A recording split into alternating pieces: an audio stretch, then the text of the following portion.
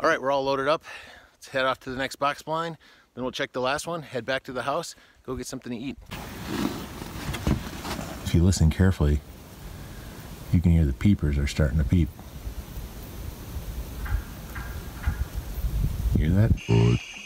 What? Beep. What? Beep. All right, this is another one of our box blinds. This one actually I inherited when we bought this property. It had just a ladder on the front of it that kind of went up to the door right there, and it's had a lot of mouse issues and things like that. My hope is that this summer when we redo the box blinds, I'm going to redo all three of them. So we'll paint this one, we'll paint the skybox, and we'll paint the other one. This one here, actually, interestingly enough, one of my first videos I ever produced was out of this box here.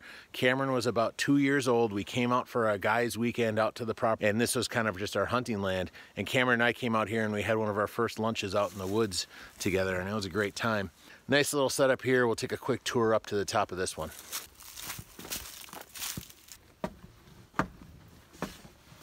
What do we have here? This spot right here to put the gas bottle, and the gas line runs right inside, and we have another furnace inside of this one here. So this one's really simple, straightforward. 2 little benches, 4 windows. That's it. Real simple, real nice. You know, a lot of people are all about the idea of, oh, I'm gonna go hunting and blast and shoot everything. I really look at it as conservation in the sense of, you know, if I build some habitat for some animals out here, they'll end up making a home and we can enjoy them for years to come. And that's kind of what my goal is here. You know, a lot of people will question the idea of, oh, well, you've got all these hunting shacks and you've got all this stuff and you're just gonna go blast everything. And to be quite honest with you, I kind of have a rule that says that each hunter can only harvest 1 deer off the property per season. So if you choose to do it during bow season, you choose to do it during gun season, whatever it is, you know, it's just one of those things. All right, well, this is the box blind 15 is what we call it. Like I said, we'll be painting this one. Comments below, let me know what color you think I should paint it.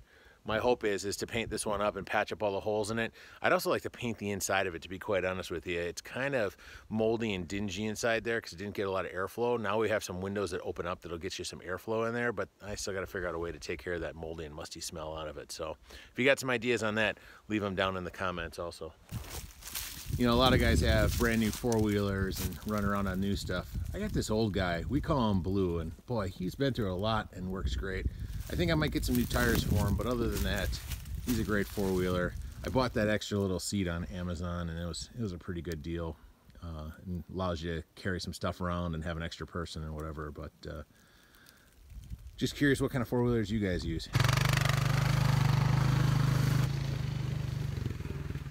All right, this is another one of our box blinds. This one we call box blind 3. It's up on top of this huge ridge which overlooks this big area off to the south here, down where the creek runs through, and a really kind of tight area. There's a nice food plot right over there, so let's go check this out quick. This is another one of the ones that we're gonna have to paint though. You can see the outside boards are all really weathered. I'm gonna put a little awning up on the top up there and then paint this thing. It's a pretty cool little setup. Got a little spot right down here, and again for a propane tank. Goes up to a little heater in there. I did have a tree fall on it a couple of years ago, and I'm gonna have to go up and refix that and patch the roof a little bit because it leaks. But paint this thing up. It'll look good as new and last a number of years.